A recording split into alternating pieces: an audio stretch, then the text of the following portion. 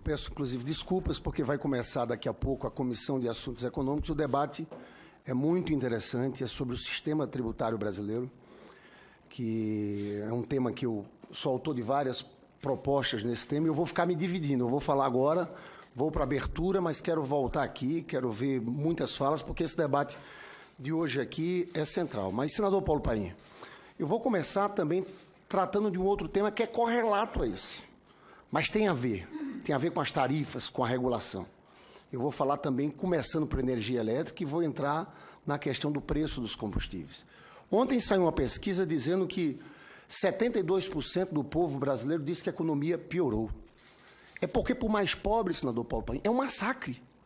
Esse governo Temer, esses senadores e deputados aqui, a gente sabe, votam tudo contra o trabalhador. A gente fica lutando por um lado e eles defendendo grandes empresas, grandes bancos.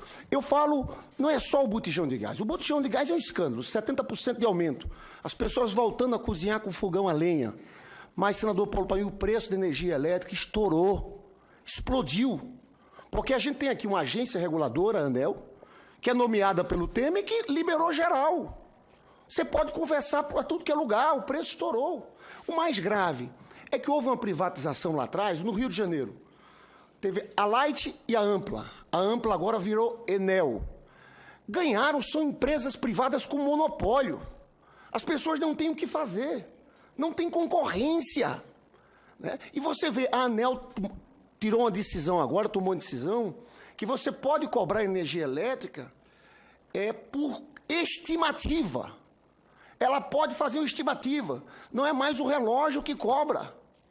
Recebi uma ligação do Gabriel, que é vereador de Bom Jardim, falando dessa empresa, Enel, que entrou no lugar da Ampla. Está ruim do mesmo jeito, é apagão o tempo inteiro. E estão cobrando por estimativa. É quase metade do Rio de Janeiro essa empresa, a Enel. São Gonçalo está lá, Niterói, Maricá, região dos lagos. Então, isso é gravíssimo.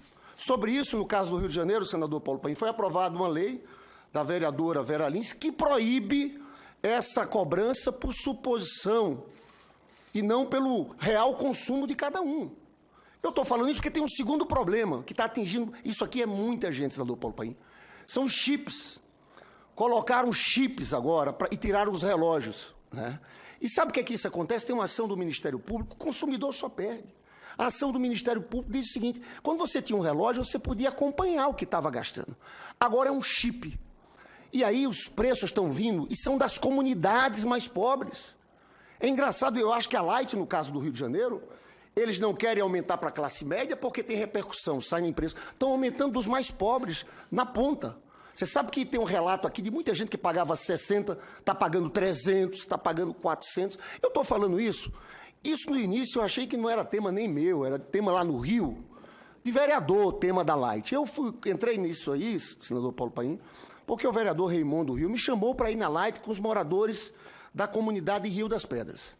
Mas a repercussão foi tão grande. Gente, olha, de todo Jacarepaguá, Muzema, Tijuquinha, Nil, Merck, Cidade de Deus, Pechincha, Curicica, Freguesia, depois de outros bairros, Magalhães Bastos, Meia, Caxambi. Quando eu vi, era um problema só da cidade, era um problema do Estado. Então eu aproveito aqui, senador Paulo Paim, porque eu quero convocar essa empresa Enel e a Light para vir prestar esclarecimentos nessa comissão que o senhor preside. E nós vamos juntar aqui uma turma de advogados pesadas aqui de Brasília, porque se já existe lei no caso do chip, também tem uma lei municipal aprovada pelo vereador William Coelho, que depois derrubaram o veto do prefeito. Então, a Light tem que cumprir a lei. Ela tem que tirar o chip. Nós temos que obrigar eles, no caso, a aceitarem a determinação legal. E a mesma coisa para essa outra empresa, Enel, em relação a essas cobranças por suposição. Agora, é a mesma coisa nesse lado de cá, quando a gente vai discutir preço dos combustíveis. Olha, os senhores, sinceramente, 1.200.000 pessoas voltaram a cozinhar com fogão a lenha. A grande crítica que faziam ao governo da Dilma e do Lula, estão segurando o preço. É preciso se diga, nem um ano a Petrobras teve prejuízo pela sua política de preço. E nem um ano. Sempre foi extremamente lucrativo. Quando teve problema foi em 2015, porque com a queda do preço do petróleo, os ativos se desvalorizaram. Em nenhum ano teve problema com a política de preço. Essa política aqui não dialoga com o desenvolvimento nacional. com a vida do povo brasileiro. O advogado Samuel Gomes falou uma coisa que eu acho que é central. A Petrobras foi cooptada, a mudança de direção colocou o capital financeiro no controle da Petrobras. Quando eu perguntei ao doutor Flávio, vou perguntar ao doutor Décio também depois, é o seguinte, nós queremos que os senhores abram as planilhas, as contas. O Paulão vai falar sobre isso. O Paulão fez um estudo, desculpe chamar Paulão, nosso doutor Paulo César Lima, que é o consultor jurídico da Câmara, aposentado agora recentemente, que o lucro era de 150%. Quem ganha com isso? Os acionistas da Bolsa de Valores de Nova York. Eu também concordo com o Samuel. Uma tarefa que o governo, que nós vamos ter, é voltar, Zé Maria Rangel, presidente da FUP, que a Petrobras seja novamente 100% estatal. Porque, veja bem, geração de emprego, nós tínhamos política de conteúdo local.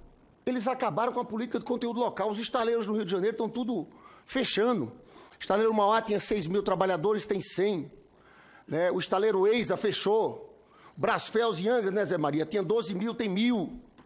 Então, a Petrobras deixou de servir ao país, a um projeto de desenvolvimento nacional. Deixou de se preocupar com o povo. E eu via muita gente aqui que ficava criticando o senador Medeiros, Vossa Excelência que defende o governo do Temer, podia vir aqui, porque o discurso era esse, olha, seguraram artificialmente preço. Não é correto fazer isso com botijão de gás? Será que a Petrobras não tem um compromisso nacional, o governo federal, de saber que aquilo tem um impacto violentíssimo nas contas das pessoas no dia a dia? Você sabe que o Hospital da Restauração, senador Paim, tem uma ala de queimados. 90% está ocupada com queimados, com gente cozinhando com álcool, que se queimou nesse processo todo. Eu espero que a Petrobras volte a ser uma empresa que pense no país, que pense no povo desse país. Para mim, vai ter esse... Nós estamos vivendo cabo de guerra com o capital financeiro que se apossou completamente dos destinos da Petrobras. Né? Então, eu vi agora esse 4º leilão do pré-sal. É triste você ver o que estão deixando para a União. O excedente de óleo baixíssimo. 7%, quando o pré-sal foi descoberto por nós, brasileiros. Foi a Petrobras, que inclusive vale dizer que se fosse esse Pedro Parente, não tinha descoberto pré-sal não, porque não tinha investido. Não tinha feito os investimentos necessários. Mas nós descobrimos o pré-sal, está tudo lá. Porque eu consigo entender, você dá uma parte menor para a União, quando você tem um risco. Você vai lá, tem um mar do tamanho do mundo, você vai explorar. Se você achar, você fica com a parte maior. Mas no caso do pré-sal, é botar para pescar em aquário. Você está pescando em aquário. Risco zero. Então nós estamos abrindo mão de uma riqueza que era o passaporte para o futuro, senador Paulinho. E o que me deixa impressionado é como esse pessoal, esse governo e esses parlamentares aqui, tem coragem de dizer o seguinte: não mexem no lucro dos acionistas, que é gigantesco, mas passaram a conta, sabe para quem? Corte de 205 milhões da educação, 170 milhões da saúde. Sabe de que programa? Aqui tem farmácia popular. Se você for ver, fecharam todas as farmácias populares próprias do governo. Mas mesmo as conveniadas, está faltando tudo. Remédio para hipertensão, remédio para diabetes. Esse povo, aí eu falo, deram anistia de 1 trilhão, sabe qual é o impacto esse ano? E nós fizemos propostas alternativas, falta 1 minuto 16 para concluir, fizemos propostas alternativas, que era o quê? Que era só para 2018 acabar aquela isenção dada às petroleiras. Sabe qual era o impacto? 16 bi. Mas não. Nós fizemos outra proposta, aumentar a contribuição social de lucro líquido dos bancos. 1 minuto. De 15, vou concluir, de 15% para 20%. Também não aceitaram. Aí estão tirando da educação, da saúde e da seguridade social, que é o tema do senador Paulo Paim. Da Previdência, da assistência social, porque mexer no PIS/COFINS, pessoal, é isso.